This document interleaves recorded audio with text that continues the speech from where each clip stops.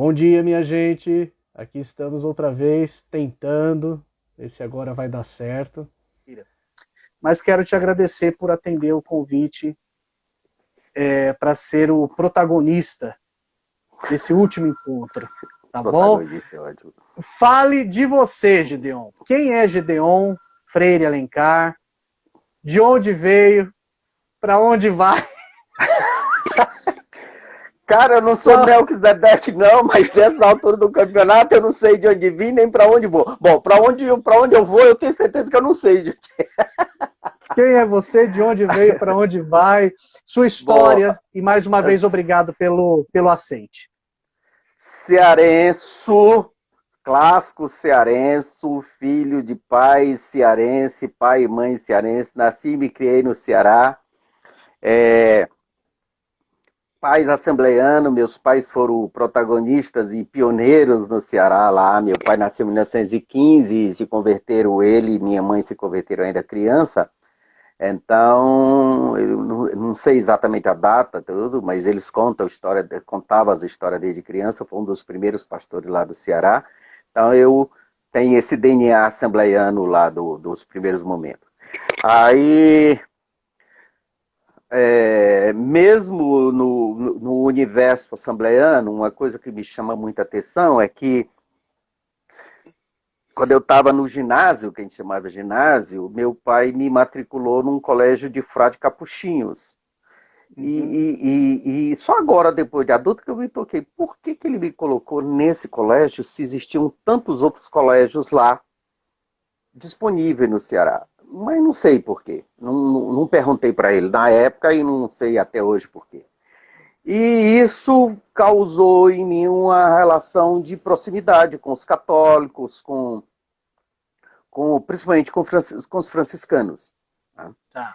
E isso fez com que, no início da década de 80, eu me envolvesse, inclusive, com lutas sociais, com os franciscanos lá envolvidos com a questão dos indígenas, os favelados. Aí veio a, o movimento da anistia, né? Final da década de 70, início de 80, eu me envolvi com a anistia, com o movimento da anistia lá em Fortaleza. E aí depois, meus pais faleceram, eu ainda era adolescente, aí eu fui para o IBAD, vim fazer teologia aqui em São Paulo, depois voltei, mas assim, eu sempre tive, apesar desse meu ambiente assembleiano de nascimento, eu tive um espaço de crescimento interreligioso desde o primeiro momento. Assim, não foi Tá. uma coisa intelectual elaborada, foi uma coisa de caminhada. Fui Uhum. caminhando com isso. Eu lembro que de lado da minha casa, lá em Messejana, tinha um terreiro e o pessoal fazia umas festas, e eu lembro que uma vez estavam as crianças da igreja, a gente estava assim no quintal, e a mulher saiu com o santo gritando, né, com a entidade gritando na corredor, assim, na rua, e a gente saiu correndo, gritando com medo. Aí a minha mãe chamou e falou, disse, ó, não é para ter medo. Aquele jeito de assembleiana dela. Uhum. É do demônio, mas nós temos Deus na nossa vida. Hum. Não é para debochar, não é para criticar, não é para ir lá na rua joga pedra, rir, brincar. Não é para entrar lá, mas também não precisa ter medo. Fica Tá. tranquilo. Okay. Eu era criança. E Uhum. aí, assim, teve um momento que a gente encontrou sapo com a boca amarrada lá no nosso muro, sabe? Que não precisa ter sido necessariamente esse pessoal desse terreiro, pode ter sido de outro lugar. Ou pode ter sido uma mera brincadeira também de alguém. Mas assim, a gente tinha o maior respeito, e minha mãe passava, falava lá com a mulher, eu não lembro o nome dela, coisa de 50, 40 anos atrás. Ela dizia bom dia, boa tarde, falava com ela. Nunca foi de ir lá em casa, nem a gente ia na casa dela, mas também, assim, respeito. A gente fazia culto lá em casa, eles não já debochavam, eles faziam do outro lado lá. Tinha uma rua entre a nossa casa e o terreiro, eles faziam as celebrações, a gente nunca reclamou do barulho, também, aquela coisa assim, barulho de culto pentecostal e barulho do terreiro, ninguém reclamava de ninguém, mas também ninguém incomodava ninguém, porque ninguém entrava pela madrugada fazendo barulho, era culto à noite, e a gente sempre conversava, dizia bom dia, boa tarde, nunca fomos amigos íntimos, mas assim, eu acho que isso marcou a minha vida nessa coisa do respeito com o outro, com o diferente. Tá. E aí eu lembro disso com muita gratidão, porque meu pai e minha mãe eram assembleianos, nascido em 1915 no Ceará, convertido enquanto criança, naquele ambiente de década de 60 e 70, de muita paroquialismo, cada um na sua, né? O pai era, claro, desde pequeno assembleiano, foi pastor assembleiano a vida toda, e minha mãe nunca tiveram nenhum contato ecumênico com outras instituições, mas também não me ensinaram a odiar. Nunca me ensinou a odiar, estigmatizar ninguém. E isso marcou a minha história de vida. Aí depois eu vim para São Paulo, fui estudar a ciência da religião, no mestrado e doutorado, você sabe disso, a gente convive no meio acadêmico com as diferentes expressões, então conviver com a expressão afro-islâmica, budista e tudo, foi muito interessante, foi extremamente valioso para mim, e é aquela coisa, você tem preconceito com o que você não conhece. Verdade. E se você tem preconceito, e se você tem medo de se achegar a alguém diferente de você, porque você vai perder sua fé, então o problema não é a pessoa, o outro, o problema é a sua fé e o problema é você. Perfeito. Então eu não tenho nenhum problema de convivência com esse tipo de gente, com qualquer tipo de gente. E aí ele já começa a contar já uma história aqui clássica, que quando eu trabalhei na prefeitura, na diversidade religiosa, até hoje, né? Até hoje tenho muito contato com mãe de santo, pai de santo, com o pessoal todo. E uma vez uma pessoa assim muito próxima viu isso e disse assim: mas você não tem, você convivendo com esse pessoal de Umbanda, de Candomblé, não sei o quê, você não acha que eles são do demônio? Eu falei: acho, sim, porque lá tem muita intriga, tem muita briga, tem muita falcatrua, tem muita gente dando golpe uns nos outros, tem muita intriga, muita fofoca, mas isso só acontece lá, né? Isso é ação do diabo que só acontece em terreiro. Isso não acontece no nosso meio. Você falou assim, que beleza. Olha, esse teu... Ô Gedeon, esse teu jeito de conseguir identificar essas contradições é tão bacana, é tão interessante e tão próprio seu, enquanto pessoa, mas enquanto pesquisador, estudioso, escritor, que você chega a colocar isso nos títulos dos teus trabalhos acadêmicos, dos teus livros. Por exemplo, na sua dissertação você escreveu o seguinte, você colocou o seguinte título: você fez o seu mestrado na Metodista, né, na época que a nossa querida professora Zeca, era professora lá, né? Hoje ela está na PUC São Paulo já há algum tempo. E você colocou o seguinte título: todo poder aos pastores, todo trabalho ao povo, todo louvor a Deus. Aí vem Assembleia de Deus, origem, implantação e militância nas 4 primeiras décadas, de 11 a 46, né? Aliás, a Assembleia de Deus é uma igreja que no Brasil começou em 1911. Você tinha uma formação teológica, uma formação de filosofia também, né, lá no Ceará. Sim, sim. E aí você vem para a ciência da religião na Metodista, estudar a Assembleia de Deus a partir desse viés não só histórico, mas sociológico. E aí eu queria que você falasse sobre isso, essa coisa da... É mais do que um título acadêmico. Quando você fala todo poder aos pastores, todo trabalho ao povo, todo louvor a Deus, é mais do que um título de um trabalho de mestrado, de doutorado, de livro. Tem alguma coisa aí que você está querendo que as pessoas enxerguem. Eu queria que você falasse disso, tanto dessa experiência em si, dessa pesquisa, mas dessa tua capacidade de provocar a partir do título da obra? Obrigado. Antes de falar disso, deixa eu só dar um oi aqui para o Eric, que está mandando um abraço. O Eric fez um trabalho sobre pesquisa, sobre o plano divino através dos séculos, acabou de lançar o livro. O livro não chegou ainda na minha mão, viu, Eric? Eu participei da banca dele lá na Metodista, um assembleano que fez um trabalho muito, muito original. E o Eric também o Eric foi meu aluno na Faculdade de Teologia do Betel Brasileiro.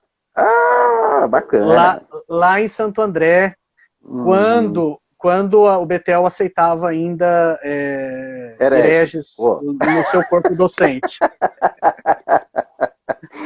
Aí um beijo também para a Stefânia, minha sobrinha que entrou aqui. Porque aí, passando os recados, a gente não consegue ver tudo aqui. Bom, voltando aqui para o título lá no mestrado. Esse título é uma frase que eu tinha escrito no final de um capítulo, que aí eu coloco assim, falando das disputas políticas da Assembleia de Deus, aí eu falei assim, porque na Assembleia de Deus é assim, todo o poder está dado aos pastores, as pessoas fazem tudo, e todo louvor a Deus.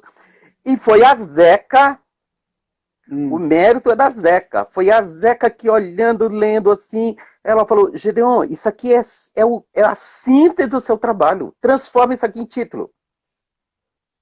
Foi sugestão da Zeca. Aliás, o meu trabalho do mestrado, também ele é muito claro e muito explícito por mérito da Zeca, porque eu lembro que a primeira vez que eu escrevi alguma coisa e levei para ela falou isso assim, isso aqui não está claro.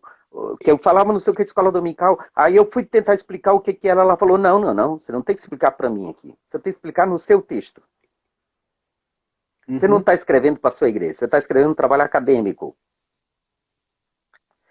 E aí, quero tocar nesse assunto daqui a pouco com um pouco mais de cuidado, mas vamos lá. Isso. E aí, todas as vezes que eu escrevi alguma coisa, eu olhava de fora, assim, para ver, assim, quem não é do métier da paróquia, da seita, vai entender o que eu estou dizendo?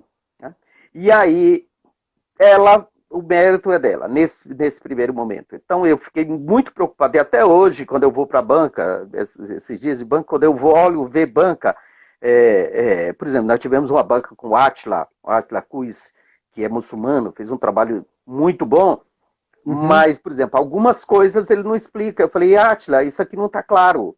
Eu sei o que é, você sabe o que é, porque eu sou pesquisador, você é muçulmano, mas para quem veio de fora, e foi muito interessante ele ter que melhorar esse jeito. Então, eu tenho essa muita preocupação.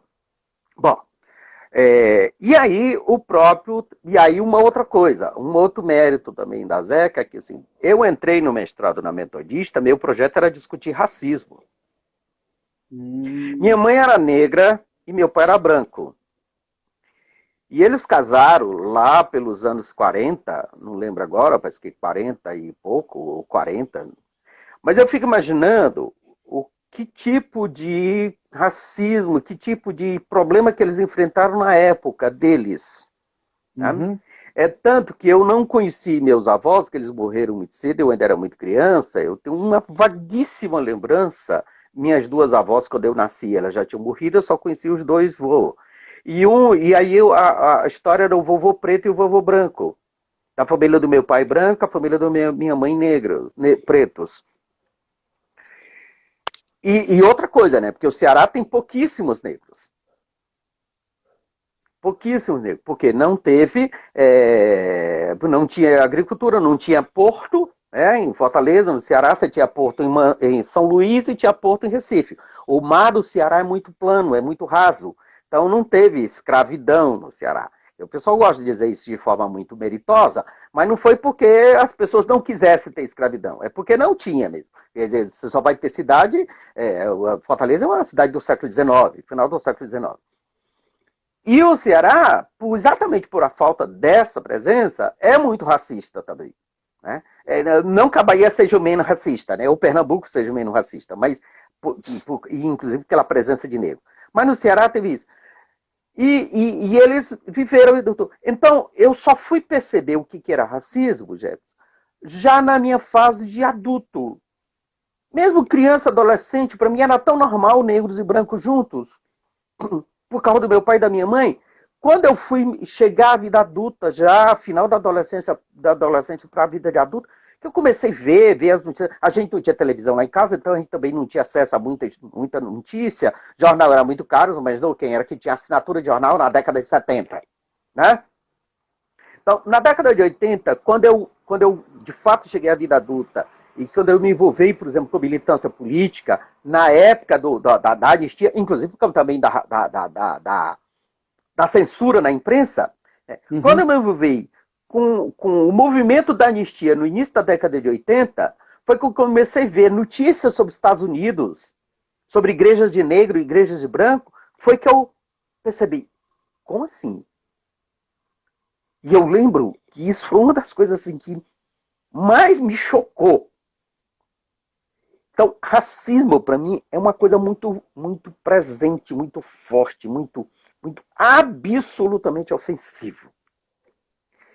E aí é o seguinte, em tese, racismo se justifica, com todas as aspas, num clube social, num determinado coisa, quando as pessoas dizem, não, aqui nós vamos fazer um clube ou um determinado grupo que é só gente que usa determinado tipo de coisa. Aqui é só corintiano, aqui é só palmeirense, aqui é só a gente que gosta de carro tal. Ou seja, um determinado grupo que tem um determinado critério, mas igreja... Como é que você justifica igreja que não entra branco ou que não entra negro? Isso, para mim, foi uma das coisas mais absurdas. Então, o meu projeto original era... Desculpe, eu estou tomando... fazendo muito devaneios aqui e esquecendo da pergunta que você fez. Com a história do racismo, porque como eu vi que a história do pentecostalismo é essencialmente uma superação do racismo. Tá. Quando começa nos Estados Unidos. E aí, entrei na Metodista para estudar racismo. Só que, por exemplo, meu primeiro orientador foi o Paul Fresto. O Paul Fresto disse assim, olha, mas é difícil você escrever alguma coisa. Não tem praticamente nada em português sobre igreja evangélica no Brasil. Não tem pesquisa quantitativa, não tem pesquisa qualitativa. Isso foi em 2000. Dá para escrever alguns artigos, mas assim, você vai ter que correr, porque mestrado é muito curto. E aí, na conversa, logo depois o Paul saiu, e o Magalhães, na época, o Magalhães, na Metodista, chegou aí e falou para mim, cara, você é da Assembleia de Deus, você conhece a Assembleia de Deus, não tem um trabalho significativo sobre a Assembleia de Deus, escreva alguma coisa a respeito disso. E aí eu fui escrever, não mais especificamente sobre o racismo, mas eu fui escrever sobre as relações de poder. Perfeito. Basicamente, as relações de poder no início. E aí vem o título, todo poder aos pastores, todo trabalho ao povo e todo louvor a Deus. Perfeito, perfeito. É impressionante como que a história da religião é marcada por isso. Essas relações de poder. E aí eu penso no seguinte, relações de poder, tanto essa relação de poder em termos de dominação, aqueles que ocupam, né, os altos postos da hierarquia, e aqueles que estão lá os fiéis, os leigos, ou chamem como quiser, mas também as relações de poder entre as instituições. E por que eu estou chamando a atenção disso? Porque a Assembleia de Deus, em particular, é uma denominação, uma igreja, muito multifacetada, né? E isso acontece rapidamente, não é, Gedeon? Não é algo que demora muito tempo para ela começar a se... Não, ela é multifacetada desde muito cedo. Essa coisa de ministério A, B, C, D, até... Você tem Assembleia de Deus de tudo quanto é tipo. Tem a Assembleia de Deus que pode ser até de Deus.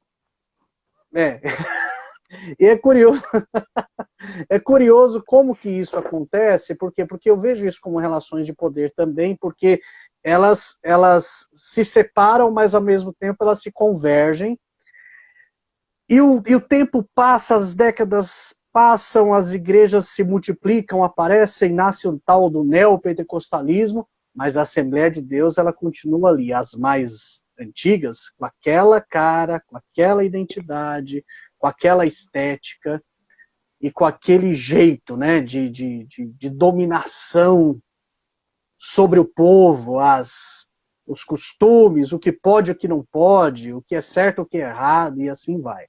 E isso vai acabar se consolidando, não sei se você pode falar um pouquinho mais sobre isso.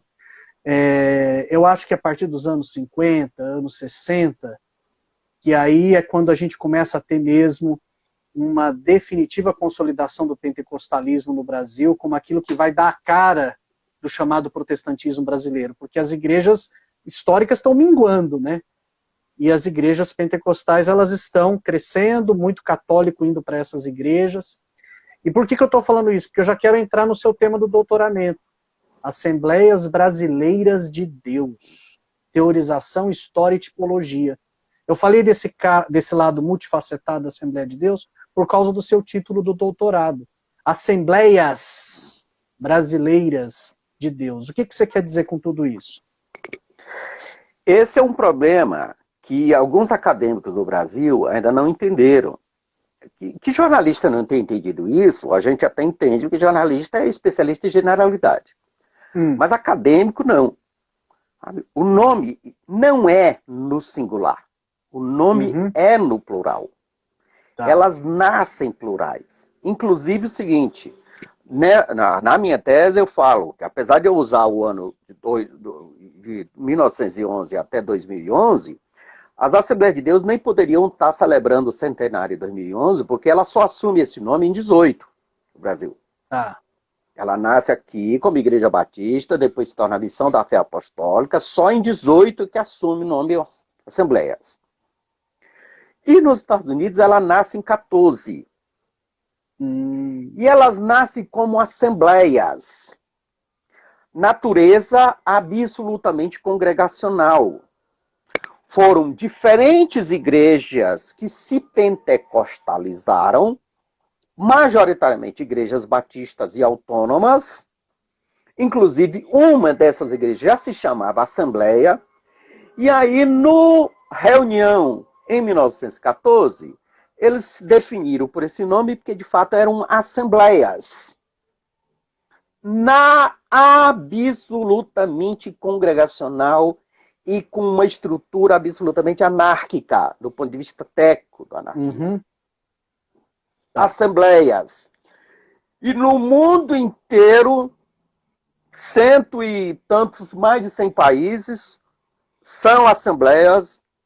A Worship Assembly of God nos Estados Unidos, que tem a pretensão de ser a organização central, como existe a Aliança Mundial Batista, a Aliança Mundial Luterana, a Aliança Mundial Metodista e assim por diante, essa Conferência Mundial de Assembleias de Deus é no plural. E no Brasil, o nome sempre foi no plural. É muito significativo que algumas figuras de poder gostam de falar no singular. Porque é uma tentativa, auto-engano, de pensar como uma igreja única e é muito significativo que é exatamente as figuras de poder, os presidentes, é que gostam de falar no singular porque eles querem ser o presidente de uma igreja única, homogênea e totalizante. O que é absolutamente mentiroso. Tá. Por exemplo, para não dizerem aí os ouvintes, para não acharem que eu estou fazendo mero juízo de valor, basta você pegar, por exemplo, os jornais Boa Semente e Mensageiro da Paz, e aqui eu não estou falando de especulação, de achismo, de hipótese. Eu li esses jornais um por um, todos os números que existem, com exceção de alguns que ficaram perdidos ao longo da história, mas todos os números que existem, eu li um por um. Em alguns momentos, década de 20, eles mandam carta para o Vingre. Então, nós precisamos organizar a igreja, como é que a gente escolhe o pastor? Aí ele responde, não, vocês aí reunidos escolhem o pastor. Como é que a gente celebra a Santa Ceia? Porque tinha um grupo que fazia Santa Ceia com cálice único, tinha igreja que fazia Santa Ceia com cálice individual. Aí veio a crise da malária no Rio de Janeiro, na década de 20. Ele disse assim, como é que a gente... Aí ele responde, não, a igreja se reúne e define a natureza de assembleia local em que a igreja é autônoma. Eu entrevistei, quando eu estava no mestrado, eu entrevistei pastor com mais de 70 anos. Um pastor do interior do Rio Grande do Norte. Ele era alfaiate, se converteu, ganhou uma Bíblia, começou a reunir o pessoal, ele era um dos poucos alfabetizados, lia a Bíblia, orava, começou a pregar, e o pessoal começou a chamar ele de pastor, e um dia alguém, já depois um outro pastor chegou lá e o consagrou pastor, mas assim, o pastor só reconheceu que ele já era pastor. Uhum. O clássico modelo do intelectual orgânico do Gramsci. Exato. É alguém interno que vai articulando, lendo e articulando, e vai lendo e vai dando, e se torna pastor, porque ele pastora, no sentido do verbo. E essa igreja, desde o primeiro momento, vai se solidificando e se espraiando de forma absolutamente no país inteiro, de forma absolutamente autônoma. Por exemplo, você tem, até hoje, grupos que consideram o presbítero já pastor. Tem grupos que não consideram o presbítero. Mesmo nos primeiros anos, você tinha grupos que tinham mulheres como diaconisa, você tinha locais que não aceitavam o ministério feminino. Você daqui a pouco, mais para frente, você vai ter grupos que têm programa de rádio, tem outros grupos, tem outro em outro lugar, igreja que não aceita programa de rádio. Você vai ter depois, enquanto a Convenção Geral ainda satanizava a televisão, você tinha a igreja de Manaus que já tinha um canal de televisão. Interessante. Essa dinâmica interna, multifacetada, não só no nome, mas no que pode, no que não pode, a preocupação em dizer é um cálice só, é individual. Uhum. Diferente, por exemplo, de luterana, de presbiteriana, que já vem com o modelo pronto, ele já vem com a institucionalização. Eles importam essa institucionalização da Alemanha ou dos Estados Unidos. Já vem. Ademais, não só por questões eclesiológicas, institucionais ou históricas, mas essencialmente por causa de questão financeira, porque é a matriz alemã que está sustentando aqui, é a matriz presbiteriana americana que está sustentando aqui. Qual era a matriz que estava sustentando a Assembleia de Deus aqui no Brasil? Nenhuma. Nenhuma. Porque o pessoal também não sabe, os suecos, além de serem batistas, eles são de uma batista, que é a Batista Filadélfia, que é a oitava Igreja Batista de Estocolmo, que foi excluída da Aliança Batista Sueca. Por quê? Porque o Petrus é muito moderno para a época, e um dos problemas centrais do Petrus com a Aliança Batista é que ele entendia que a Santa Ceia deveria ser aberta. Ou seja, qualquer pessoa que chegasse na igreja podia tomar Santa Ceia. Ele era a favor, depois ele no primeiro momento era a favor do Ministério Feminino, depois foi contra, e é uma outra briga com Paul Ullman, é uma longa história lá da década de 20. Depois ele era a favor, por exemplo, de partido político, ele organizou um partido político, ele era a favor, por exemplo, de telecomunicações, ele teve um canal de rádio na década de 40. Então ele vai tendo muitas tensões com a aliança com os batistas que são conservadores dentro da Suécia. Perfeito. Gedeon, vamos lá, vamos avançando que o tempo está correndo e eu tenho algumas coisas aqui que eu não quero deixar de ouvir você falando a respeito. Por exemplo, eu comentei há pouco, né, essa coisa de a gente ter na ciência da religião muita gente fazendo pesquisa religiosa ao invés de pesquisa científica. Aliás, há que se considerar o seguinte, o seu doutorado você faz na PUC São Paulo. Né? Você vai para a PUC São Paulo fazer com o nosso querido Edim Abu Mansur, que hoje é o coordenador do programa de estudos pós-graduados em ciência da religião. Grande abraço para o Edim. E aí, na própria PUC, você em seguida tem a experiência de uma pesquisa de pós-doutorado, supervisionada pelo Fernando Londonho, que é meu supervisor também lá no pós-doc. E aí eu quero que você fale dessa experiência, porque ela vira um livro fantástico, um livro chamado Ecumenismos e Pentecostalismos. Agora, o subtítulo é o melhor de tudo, né? A relação entre o pescoço e a guilhotina é uma pergunta. É essas sacadas suas que eu acho demais.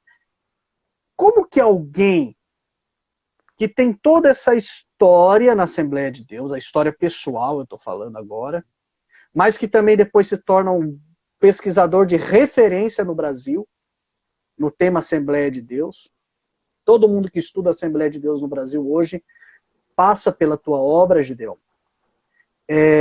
Se envolve com o ecumenismo, com a questão do movimento interreligioso. Você já falou lá atrás da influência da sua mãe, no sentido, né, tudo aquilo que você disse, né, é errado, a gente não concorda, mas respeita, tal, etc.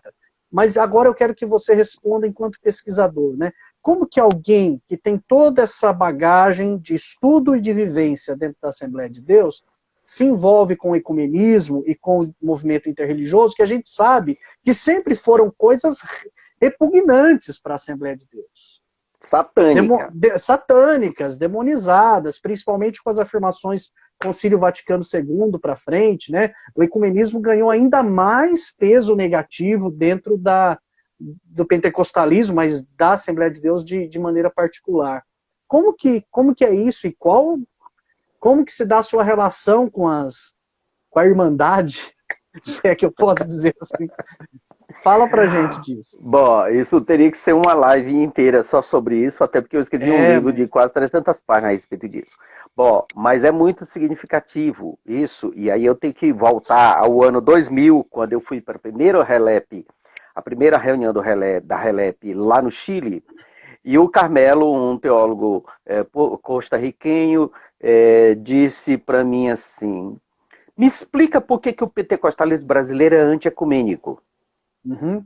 Aí eu falei para o Carmelo, não, me explica como e por que o pentecostalismo chileno é ecumênico e o centro-americano é ecumênico. Quando eu entender esse pentecostalismo aqui, talvez eu vá conseguir entender o do Brasil. E aí começou uma tentativa de explicação teórica, porque caminhada eu já tinha, né? Eu já tinha me envolvido, como eu disse, desde adolescente eu me envolvi com o movimento da anistia, o movimento, eu lembro que tem manifestação com a questão dos indígenas e os trabalhadores, foi quando eu me envolvi com o nascimento do PT lá na década de 80, tá? Uhum. E aí eu começo a estudar e aí o meu texto é um texto absolutamente histórico, né? As relações ecumênicas. E aí tem algumas coisas que são significativas, inclusive para o pessoal que está nos ouvindo. Primeiro, apesar de toda a satanização que você tem do ecumenismo hoje, tem artigo no Mensageiro da Paz, no final da década de 40, apoiando o projeto do Conselho Mundial de Igrejas. E eu lembro que teve assembleano que queria tomar porque assim, o pessoal já vem cheio de ideologia, cheio de preconceito. Qual é a questão do Conselho Mundial de Igreja que nasce em 48? A Europa está falida, destruída da guerra e tem muita gente passando fome. Uhum. O Conselho Mundial de Igreja nasce em 48 basicamente por duas coisas fundamentais. Curar as feridas da guerra e imediatamente dar comida para as pessoas. Mas a grande questão do Conselho Mundial de Igreja é o seguinte, o cristianismo faliu na Europa. O testemunho cristão faliu. Porque o que foi a Primeira e Segunda Guerra Mundial? Guerra de cristão. Uhum. Era luterano cristão matando ortodoxo russo cristão, que matou anglicano inglês cristão, que matou luterano sueco cristão, que matou dinamarquês, que matou... Tá? E aí vem os protestantes cristãos americanos, mata todo mundo e ganha a guerra. A gente adora satanizar os muçulmanos, mas assim, o século XX, enquanto os muçulmanos estavam tranquilos lá, os cristãos estavam se matando na Europa. Então, o Conselho Mundial de Igreja, onde é que nasce essa história do Conselho Mundial de Igreja como a besta do Apocalipse, do Anticristo? Década de 60 no pós-guerra. Se você for ver textos, década de 40, 50 e até o final da década de 60, não existe texto no mundo teológico chamando o Conselho Mundial de Igreja de Anticristo. Interessante. Com a Guerra Fria na década de 60, aí aparece o anticomunismo. E qual é o problema central? Porque a Igreja Ortodoxa aderiu ao Conselho Mundial de Igreja. E aí tem textos dizendo que a KGB agora está no Conselho Mundial de Igreja, porque os ortodoxos agora... Aí vem toda essa discussão, inclusive nos Estados Unidos. Ora, e o Conselho Mundial de Igreja nasce em 48 e a Conferência Mundial Pentecostal nasce em 47. Elas têm o mesmo projeto, caminham no mesmo modelo. Uhum. Voltando um pouco antes. Os pentecostais, tanto nos Estados Unidos como no Brasil, eles são rejeitados por todas essas outras instituições. Por exemplo, a Assembleia de Deus nos Estados Unidos tentou se tornar membro da NAI, que é a grande instituição americana, a primeira grande instituição americana dos evangélicos, mas não foi aceita, porque a NAI era muito fundamentalista. Então aceitou os pentecostais. E aí você tem um problema, tanto por racismo como por questão teológica. Os pentecostais não são aceitos nessas instituições por causa de racismo e não são aceitos porque não são fundamentalistas. Tem uma série de textos americanos. E aí, esse outro chavão brasileiro, os pentecostais são fundamentalistas, a Assembleia de Deus são fundamentalistas. Não era, se tornou posterior. Uhum. Quando aderiu a essa corja aí de fundamentalistas reformados. Aí vem toda essa história dessas grandes instituições. Essas instituições caminham juntas, por quê? Porque a grande questão da Conferência Mundial Pentecostal e do Conselho Mundial de Igreja depois é a questão de gênero, é a questão do racismo. Por exemplo, uma coisa que marcou central, final da década de 70 e 80, o envolvimento da Conferência Mundial Pentecostal e do Conselho Mundial de Igreja contra o apartheid na África do Sul. África do Sul. Tá. E aí, os conservadores fundamentalistas de direita vão sempre tipificar isso como uma ação de comunista. Uhum.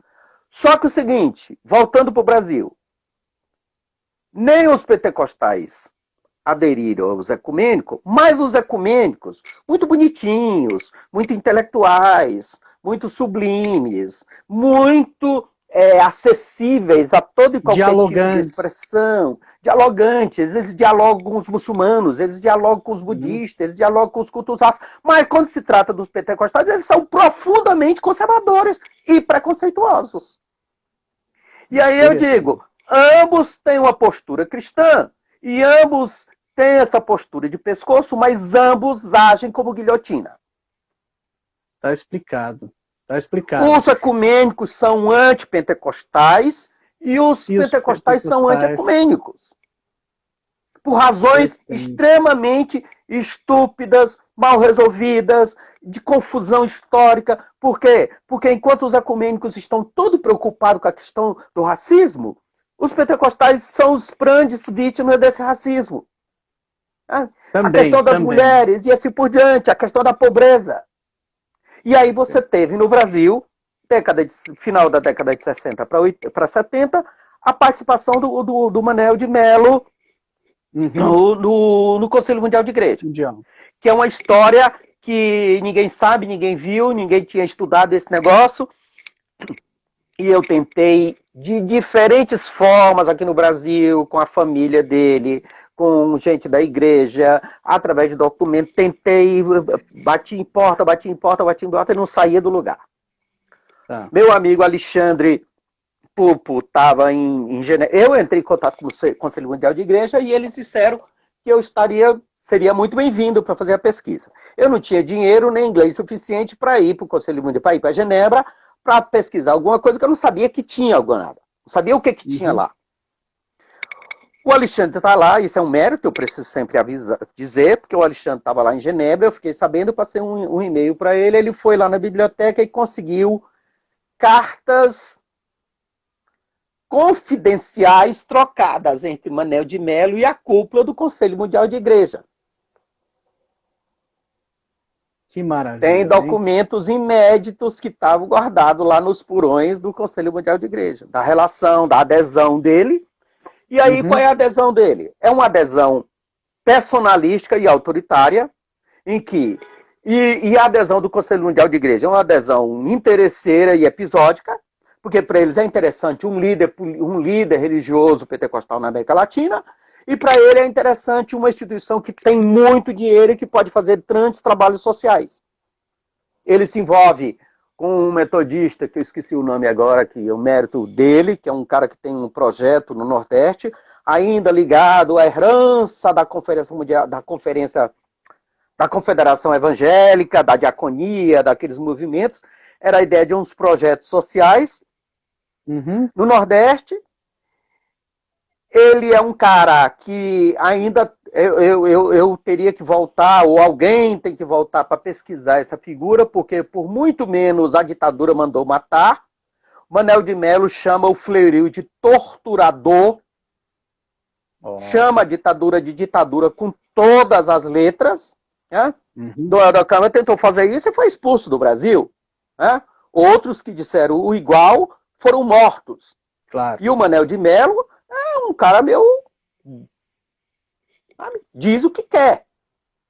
Mas ao mesmo tempo que ele é ecumênico, se envolve com o Conselho Mundial de Igreja e xinga a ditadura, vai para a Europa e dá entrevista nos jornais, ou mesmo no Brasil xinga todo mundo.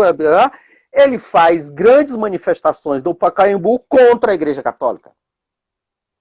Olha só.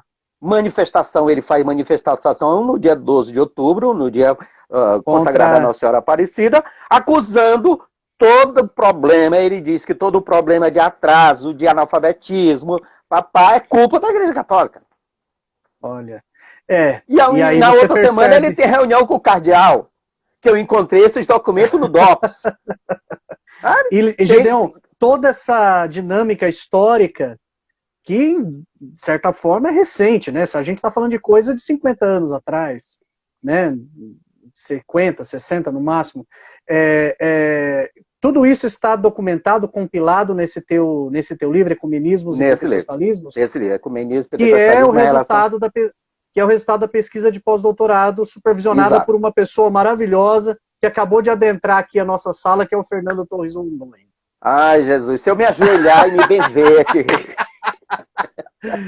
Foi publicado pelas Paulinas, é isso? Ou pela Paulus? Não, foi publicado pela Arte Editorial. Pela Arte Editorial? Que é incrível, que esse livro conseguiu hoje unanimidade. Ele tem antipatia dos pentecostais e dos ecumênicos também. Bacana. Bacana, interessante, porque você conseguiu atingir todo mundo, né? Não, e aí uma coisa mais interessante.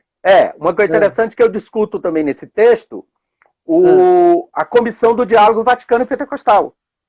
É interessante, Jefferson. Por exemplo, eu tenho aqui um livro, Dicionário de Ecumenismo. Um teórico do ecumenismo, dos mais famosos do mundo católico.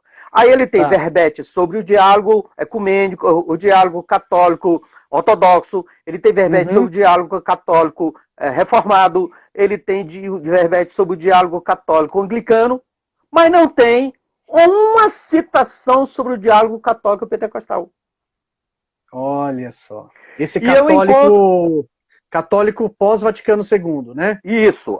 Essa comissão começou em 72. Eu mesmo, depois de anos estudando o pentecostalismo, não só no Brasil, mas no mundo, eu não sabia da existência dessa comissão. Entendi. E aí eu descubro essa comissão que tem 50 anos, que tem uma produção de documentos extraordinários no site do Vaticano. No Brasil só foram publicados dois trabalhos, um pelas Paulinas, depois desapareceu. Nós publicamos um outro agora, porque nós fizemos um encontro na PUC de Curitiba, do encontro do RELEP, e aí nós publicamos um dos documentos da comissão. É uma comissão que já teve presença de mais de 200 pessoas ao longo desses 50 anos, diversos pastores assembleianos, inclusive americanos, e o atual coordenador da comissão é um pastor assembleiano da cúpula de Springfield, Missouri. Olha isso. Ou seja, que aí eu brinco no texto, se o ecumenismo é coisa do demônio, as Assembleias de Deus nos Estados Unidos e Europa não sabem. Pois é. Esqueceram de avisar para eles. Ô Gideon, vai, fala.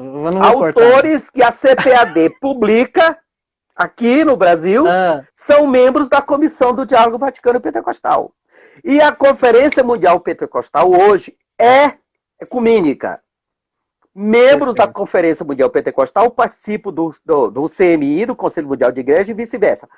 E Na Conferência Mundial Pentecostal que aconteceu aqui em São Paulo, no templo da Assembleia de Deus do Belém, tinha um representante do Vaticano, que ele veio oficialmente pela comissão, sentando no púlpito. Padre Maciel Maceneiro, que é o primeiro representante brasileiro nessa comissão. Mas ele não foi nomeado nenhuma vez. Mas os líderes assembleianos, quando vão para os Estados Unidos ou para a Europa, participam desses eventos quietinhos e não falam nada. Porque, afinal de contas, alguém está pagando a passagem deles, né? Gedeon, tem muito comentário bacana, simpático e de elogios e reconhecimento a você aqui. Eu vou destacar aqui, por exemplo, da Vânia Lopes. O Gedeon sempre foi um homem à frente do seu tempo. Muito bom. E tem outras coisas aqui bacanas. O Brega fala, bom ter antipatia dessa turma toda, né? Ó, Londonho, parabéns pelo convite a Gedeon, que é uma figura do campo religioso imprescindível para compreender desde dentro do universo pentecostal com uma pertinência e coragem única. Obrigado, professor Londonho. E quero aproveitar a sua pergunta, espero que dê tempo. Se não der, a gente recomeça de novo, porque a gente teve aqueles problemas no começo.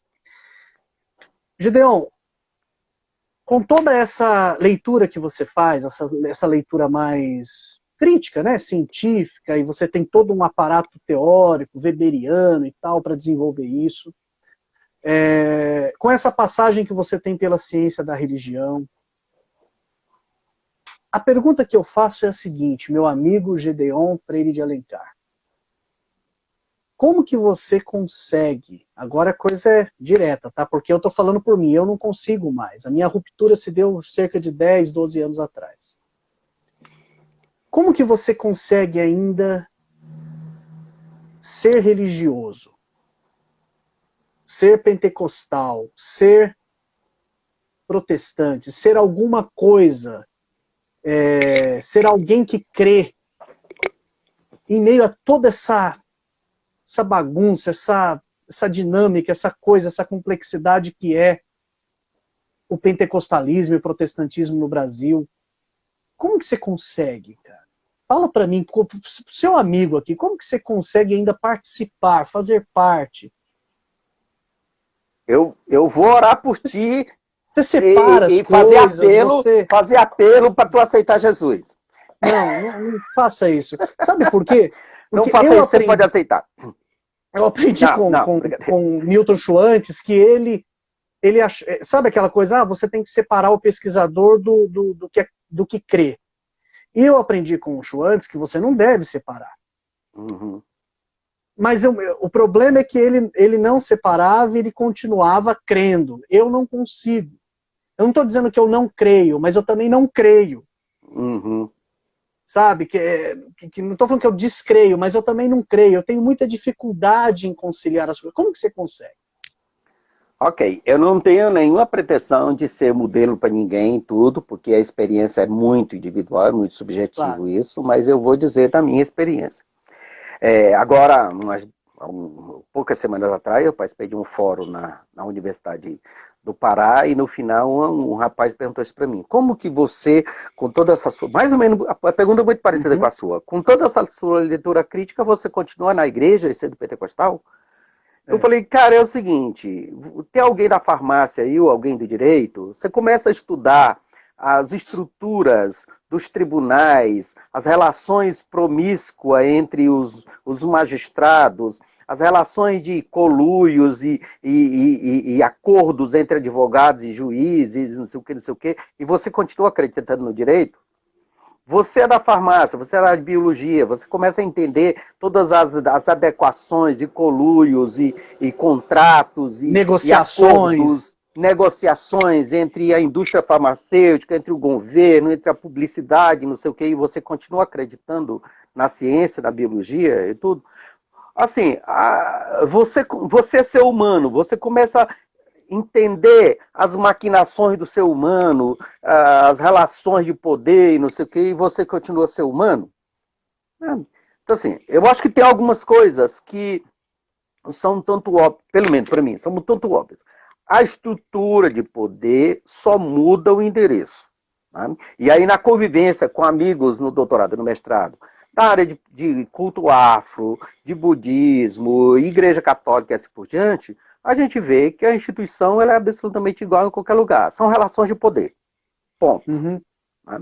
E aí, é claro, o que fica mais danoso para o mundo religioso, e aí aqui pensando no mundo pentecostal, é essa corja que faz esses acordos, todos esses coluios, todas essas patifarias, e tem o cinismo de dizer que isso é ação de Deus, que isso é ação do Espírito Santo e assim por diante. Isso é horroroso. Né? Isso é horroroso. Do ponto de vista institucional, não tem nenhuma diferença. Ou seja, não faria diferença hoje estar em qualquer um outro grupo. Tá. Agora, eu tenho a minha experiência de fé, de vida, onde eu cresci e onde eu me tornei o que eu sou. Para mim, igreja é fundamental como uma espécie de como um espaço de agregação, de acolhimento, de amizade. Uhum. Eu tenho a leitura da Bíblia como o meu alimento espiritual para o meu devocional, porque eu creio em Jesus e sei a importância que ele tem para a minha vida como cristão e como pessoa e família, eu e minha mulher e assim por diante. Isso, ao mesmo tempo que eu não separo, eu separo. Por quê? Aqui vi uma pesquisadora francesa, gosta de dizer assim, não foi você que escolheu a pesquisa, foi a pesquisa que te escolheu. Você é atraído pelo que você vive. Então, eu fui estudar as Assembleias de Deus, eu estudo o pentecostalismo e essas relações, e agora as relações ecumênicas, porque é uma coisa que diz respeito à minha vida, que diz respeito ao que interessa para mim. E o fato de estudar isso, entender isso como absolutamente danoso, maléfico e demoníaco mesmo, no sentido não só espiritual, mas no sentido dessa estrutura demoníaca. Da ação humana. Tem a ver com a ação humana. E aí, antes de eu ir para frente, cara, o Livan Richon tá aqui. Olha que tem cada. Tem bastante comentário aqui, ó. O impacto da pesquisa do Pierucci, o Pierucci. Cara, eu fui aluno de 4 semestres no doutorado com o Pierucci. Eu era aluno ouvinte, lá na USP. A Pierucci se tornou um amigo pessoal. Eu tenho todos os livros do Pierucci que ele me deu de presente. Fiquei amigo dele. Conversei muito sobre o meu projeto. Ele adoraria que eu fosse. Ele queria muito. Ele chegou a dizer para mim assim, vai estudar alemão para você ser aprovado na proficiência. Porque seu projeto está aprovado comigo e ninguém desaprova projeto meu. Veja aquele jeitão do Pierucci. Né? E eu fui amigo do Pierucci, eu fazia uma disciplina com ele na sexta-feira, a gente terminava a aula e ficava lá, eu e mais uns 4, no barzinho lá na USP, até 9 horas da noite, porque não adiantava sair correndo na sexta-feira 6 horas, porque o trânsito estava muito complicado. Então o Pierucci foi fundamental. Eu estudei Weber com o Pierucci durante 4 semestres e devo isso ao Pierucci. Obrigado pela lembrança, né, do livro. Pela lembrança, sabe? E voltando aqui, minha fé tem a ver com isso na minha história de vida, de todas as crises, de doença, da morte dos meus pais, depois crise no casamento, crise na vida, crise não sei o quê. É a minha fé que me sustenta nisso. Em Jesus. Agora, Jesus é uma coisa. Tá? Desculpe aqui a expressão um pouco respeitosa. A instituição é outra completamente diferente. Completamente diferente. Por exemplo, para mim um dos exemplos mais clássicos dessa história, se ainda tiver tempo, a gente ainda tem um pouco tempo a respeito disso. Eu acho que sim. É a história de que quando os fariseus chegam com Jesus, com a mulher adulta. Olha, pela lei ela tinha que ser morta. Quer dizer, é uma canalice infame que aqueles calhordas vêm, inclusive com a mulher, né? Não traz o homem para ser apedrejada. Pois é. E aí Jesus supera todo esse ranço religioso, todo esse legalismo doentio, toda essa canalice religiosa de se esconder por detrás de uma instituição, de se disfarçar de puro, de dar de homem de bem, em defesa da moral e dos bons costumes, que é uma cambada de tarados inveterados doentes que aproveitam da religião para instrumentalizar, para matar mesmo. Né? E aí é um tipo de uma instituição que é muito parecida com a atual, que defende que os homens podem ser assassinos, mas as mulheres não podem adulterar. Podem ser assassinos e outras coisas mais, né? Sabe? Cara, é uma coisa que me choca muito, assim. Os filmes, em pleno horário normal da televisão, você tem lá gente dando tiro, matando. Mas um gay não pode dar um beijo. Sabe? Quer dizer, matar pode, amar não pode. Sabe? Então, assim, esse tipo de cinismo, esse tipo de adoecimento religioso que celebra a morte, a violência, a que vingança, celebra a violência, que defende arma, que é extremamente rancoroso contra mulher, contra negro, contra gay, contra deficiente, contra estrangeiro. Essa doença religiosa foi contemporânea de Jesus e Jesus simplesmente foi contra esse modelo. Então, se existir modelo, referência de vida para mim, é Jesus, que sempre esteve contra esse tipo de modelo de adoecimento e sempre esteve do lado das pessoas que sofrem, que são vítimas disso. Por isso que eu sempre estive envolvido com a questão dos negros, com a questão do racismo, com a questão dos indígenas, com a questão dos gays, com a questão dos pobres. E eu olho para trás e não fiz muita coisa. Mas, pelo menos, estou do lado certo. Tenho certeza. Gedeon, eu quero agradecer demais a você. Agradecer a quem está nos acompanhando até agora, para conhecer os seus livros, comprar os seus livros, é fácil, hoje com a internet você compra, daqui a pouco, em 2, 3 dias está chegando em casa, então leia Gedeon, leia o Gedeon. Gedeon sempre cômico e bastante coerente em suas colocações. Carlos Ribeiro, obrigado. Carlos Bregantin, sabe tudo. As aulas do Gedeon no ISEC foi um diferencial. Aqui tem aquela pergunta do Livan sobre o Perucci que você já respondeu. Schwantz está em nossas memórias, verdade. Exato. Gedeon, adorei sua lembrança da nossa infância, inclusive da nossa vizinha macumbeira. Eu tinha muito medo dela, é a Estefânia. Quem é a Estefânia? Olha só, que relato, amei, parabéns. Gedeon, obrigado. Você conseguiu você, cara. Representar a si mesmo, tendo em vista a expectativa que eu tinha para esse último café acadêmico. Então, eu quero agradecer muito, mais uma vez, a você, e que no ano que vem a gente consiga ter um ano melhor, que a gente, né, consiga superar tudo isso, que essa vacina chegue logo e que esse negacionismo estúpido que está tomando conta da nossa sociedade seja vencido, né? Que as pessoas sejam conscientizadas. Obrigado, meu amigo, mais uma vez, viu? Obrigado você. E eu espero que os outros que me convidaram não tenham assistido, para depois não vir me dizer que... Mas olha, eu não assisti o convite deles, mas aceitei seu convite. Eu tô lascado. Não, e outra, a live vai ser disponibilizada entre hoje e amanhã no YouTube, no Facebook, para quem não pôde ver, possa ver depois. A Marina tá aqui, gente. Um beijão pra Marina. Beijão pra Yara também. Livan, obrigado. O Livan tá dizendo aqui que gostou. Cara, o Livan é um cara que eu admiro. E o cara tá aqui me ouvindo, que bacana. E vai ficar gravado? Claro que vai. Vai ficar, ó, Gedeon, Alan, o Didel, Moisés e eu mando um abraço. Olha só, gente os alunos do ISEC, cara. Faz anos que a gente não se vê. Verdade. Valeu. Um abraço. Mano, obrigado. Valeu. Um grande beijo para você, para sua esposa, sua família. E vida que segue. Tudo de bom. Valeu, gente. Um abraço. Obrigado. Tchau.